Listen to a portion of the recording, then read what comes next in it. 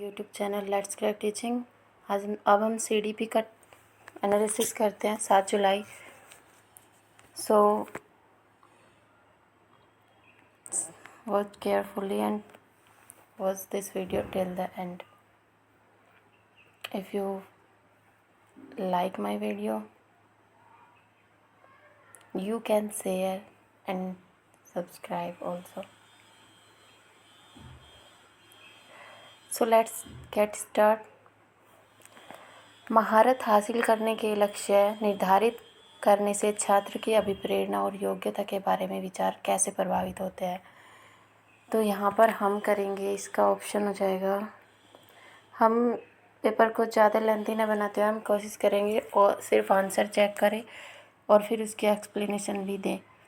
यह अक्सर योग्यता के वृद्धिशील दृष्टिकोण में बड़ी आंतरिक अभिप्रेरणा और विकास को दर्शाता है, यानी option number 3 is right option हो जाएगा यहाँ पे। क्योंकि महारत हासिल करने के लिए एक व्यक्ति जब किसी चीज़ में निपुण होता है तो वो उसको और भी ज़्यादा अच्छा करने के लिए क्या करेगा, अपनी जो कैपेबिलिटी है उसको और फोर्सफुली वृद्धिशील दृष्टिकोण में बढ़ी हुई आंतरिक, यानी कि उसके अंदर का मोटिवेशन, वो अपने आप को अंदर से मोटिवेट करेगा और ज़्यादा मेहनत करने की कोशिश करेगा। सो ऑप्शन 3 जो राइट ऑप्शन। इंक्लूसिव क्लासरूम यानी कि समावेशी कक्षा बच्चों के बीच हर तरह की विभिन्नता को दूर करने का लक्ष्य रखती है। यह ऑप्शन 1 इज राइट ऑप्शन। पियाजे और व्यागोत्स्की के सिद्धांतों में एक प्रमुख समानता क्या है? तो पियाजे और व्यागोत्स्की के सिद्धांत में एक प्रमुख समानता क्या थी? संज्ञानात्मक प्रक्रियाओं में संस्कृति की भूमिका, यानी कि ऑप्शन 1 इज राइट ऑप्शन होगा। नाउ हम देखते हैं question number 4। During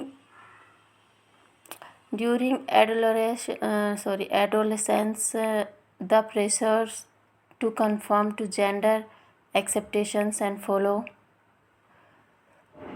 conventions of femininity or masculinity increases, यानी कि किशोर अवस्था के दौरान जेंडर अपेक्षाओं की अनुरूप स्त्रीत्व या पुरुषत्व की परंपराओं का पालन करने के लिए दबाव बढ़ जाता है। एंड ऑप्शन कारण हमारा आर क्या कहता है? जेंडर और जेंडर भूमिकाएं जैविक रूप से निर्धारित की जाती है। तो यहाँ पे option 1 is right and second is wrong, क्योंकि किशोर अवस्था के दौरान जब बच्चे किशोर हो जाते हैं तो वहाँ पे पेरेंट्स भी एंड अदर सोशल में मतलब सामाजिक लोग भी हमें खासकर लड़कियों को लड़कों के पास मतलब अनुरूप स्त्रीत्व और पुरुषत्व की परंपराओं का पालन, कि ये लड़का है ये लड़की है और हमें अपने अपने काम को करना है, तो ये फोर्स बढ़ जाता है। ये सच है क्योंकि ये एक सामाजिक दबाव है। एंड आर क्या कहता है? जेंडर और जेंडर भूमिकाएं जैविक रूप से निर्धारित है। नहीं, यह एक सामाजिक रूप से निर्धारित प्रक्रिया है। ये हमारा जैविक नहीं है, ये समाज की बनाई हुई एक रूढ़िवादी परंपरा है। तो ऑप्शन 4 इज़ राइट ऑप्शन हो जाएगा। 5 हमारा कहता है एशियाई संस्कृतियों में जो सामाजिक सद्भावना पर जोर देते हैं, क्रोध की अभिव्यक्ति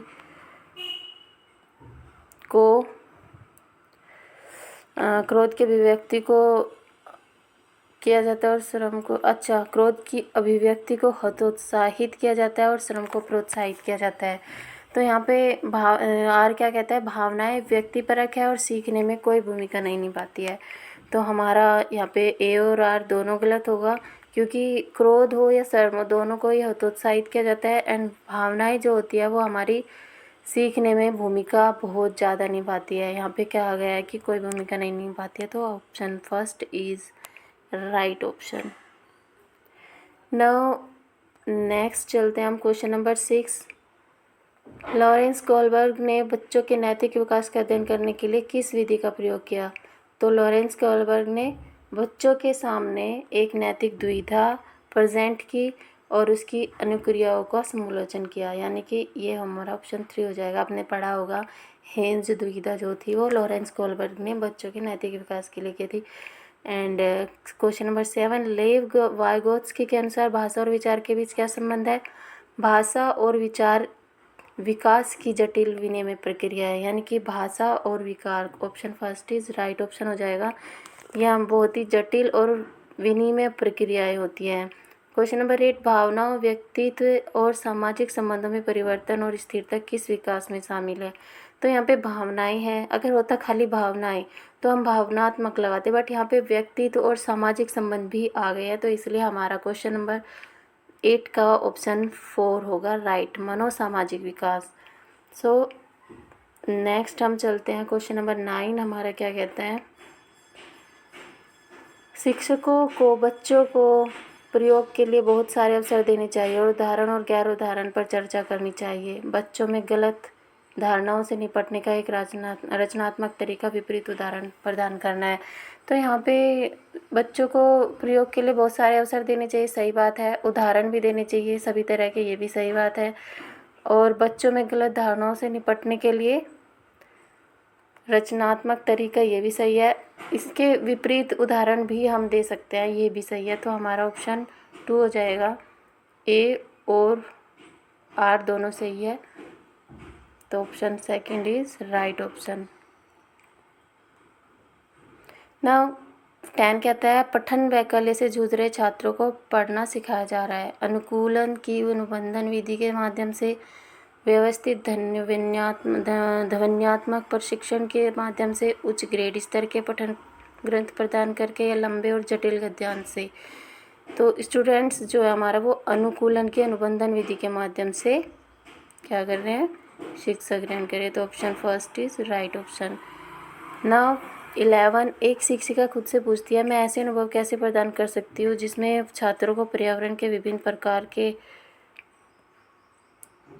प्रकार के वस्तुओं को वर्गीकृत करने और उनके वर्गीकरण के स्कीमों को विश्लेषण करने की आवश्यकता है। वह छात्रों की किस बुद्धिमत्ता को बढ़ावा देने की कोशिश कर रही है?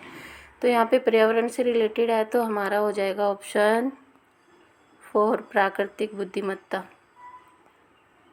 12 क्वेश्चन कहता है, निम्नलिखित में कौन सा सही सुमेलित युग्म है? योगात्मक मूल्यांकन।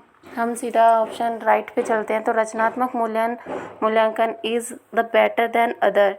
यह निर्धारित करना कि छात्र कक्षा में से पहले और बाद में क्या कर सकते हैं। तो ऑप्शन क्वेश्चन नंबर 12 का हो जाएगा ऑप्शन 4 इज राइट ऑप्शन। 13, निम्नलिखित में से क्या दृष्टिबाधित विद्यार्थियों को कक्षा में भागीदारी लेने में बाधा डालता है? तो सिंपल बात है, प्रिंटेड टेक्स्ट बुक और नोट्स की हम छपी हुई जो बुक है, किताब है, वो एक दृष्टिबाधित व्यक्ति नहीं पढ़ सकता। तो option 3 is right option. Which of the निम्न में से कौन से प्रश्न विश्लेषणात्मक चिंतन को बढ़ावा देता है? तो यहाँ पे विश्लेषणात्मक मतलब जिसमें हम ज़्यादा से ज़्यादा सोच सकते हैं। तो भारत में जनसंख्या वृद्धि के विभिन्न कारण एक ऐसा ऑप्शन है जिसमें हम अपने कारणों के माध्यम से ज़्यादा डेफिनेशन बढ़ा सकते हैं। तो option first is right option 14 का। नौ 15 क्वेश्चन कहता है, संवेदनशील अवधि वह समय अवधि होती है जिसके दौरान कुछ विशेष रूप से सामान्य विकास के महत्वपूर्ण होती है, सामान्य विकास के लिए महत्वपूर्ण होती है। तो ये हो जाएगा हमारा पर्यावरणीय कारक। 15 का हो जाएगा 4 राइट। नौ 16 कहता है, शिक्षकों को शिक्षार्थियों के बीच व्यक्तिगत भिन्नताओं का सम्मान करना चाहिए और सभी शिक्षार्थियों को आवश्यकता अनुसार अपने शिक्षण को समायोजित करना चाहिए। कारण 8, शिक्षकों को विविध पृष्ठभूमि के शिक्षार्थियों को पढ़ाते समय उनके बीच सहयोग, समूह कार्य और बातचीत से बचना चाहिए।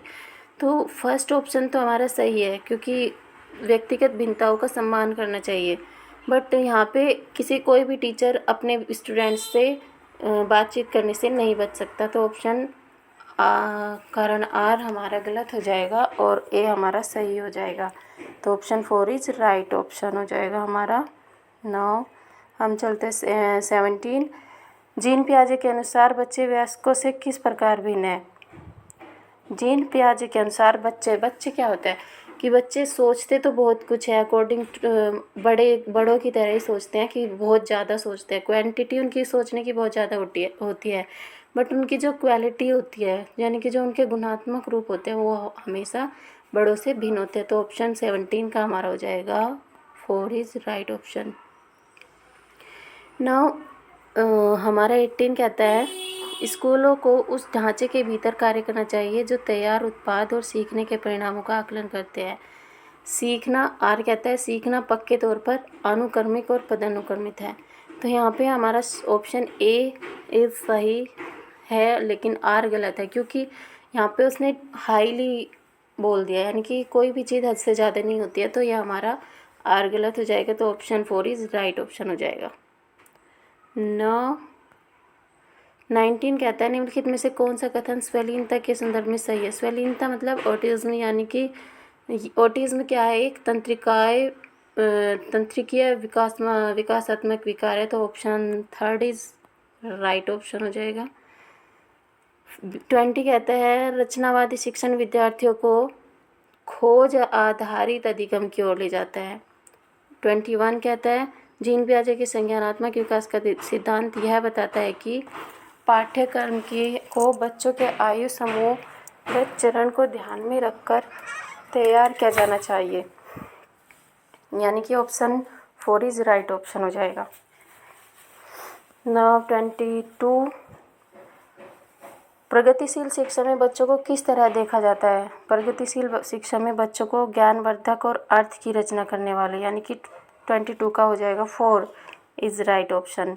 23 रमा एक शिक्षिका है जो वाइगोत्स्की के सिद्धांत को अपनी कक्षा में लागू कर रही है और वह एक चुनौतीपूर्ण कार्य को पूरा करने के लिए छात्रों को समूह में काम करने के लिए नियुक्त करती है और कार्य के दौरान एक छात्र एक महत्वपूर्ण संकल्पना को समझने के लिए संघर्ष करता है। रमा के लिए इस छात्र को मदद करने का सबसे प्रभावी तरीका क्या हो सकता है। तो वह क्या करेगी, छात्र को स्वयं हल करने का प्रयास करने के लिए प्रोत्साहित करेगी, ये बात सही है।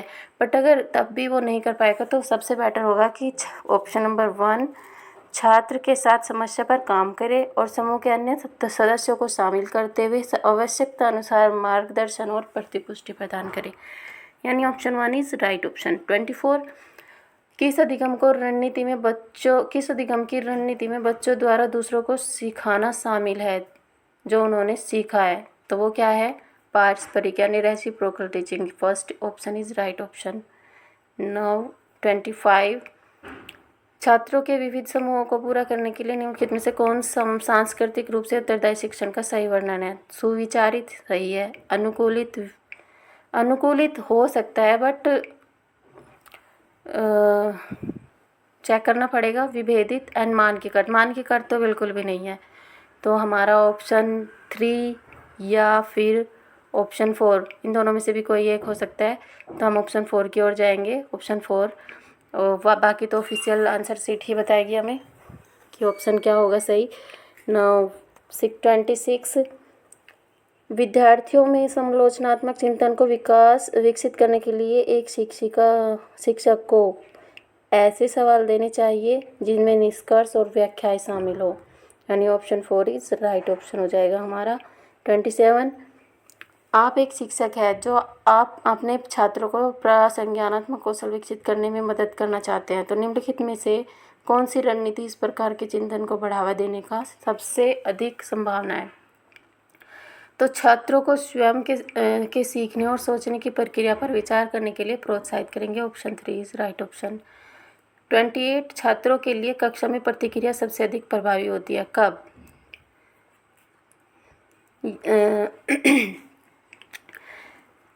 यह इस बात पर ध्यान केंद्रित करता है कि बच्चा क्या नहीं कर सकता है बजाय इसके कि वह क्या कर सकता है। ये ऑप्शन हो सकता था बट यहाँ पे इससे बेटर क्या ऑप्शन होगा हमारा कि यह सीखने की गतिविधि के दौरान और पश्चात, क्योंकि फीडबैक हम कब देते हैं, फीडबैक हम तभी तो देंगे जब बच्चा हमें पता लगेगा कि वो क्या कर रहा है और क्या कर सकता था। तो ये हमारा हो जाएगा option 3 is right option. Now 29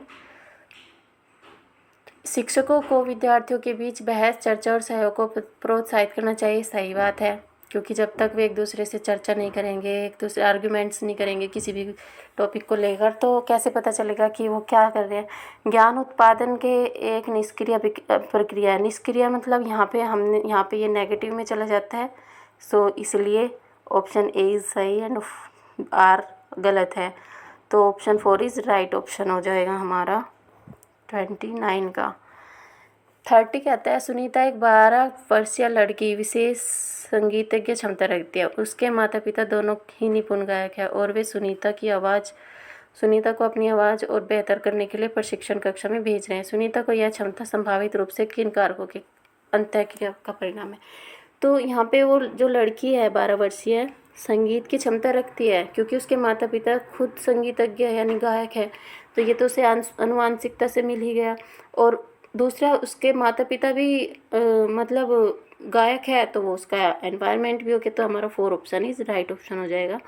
so now next paper की देखते हैं। CDP is clear. ये हमारा L सीरीज़ थी। Okay, thank you.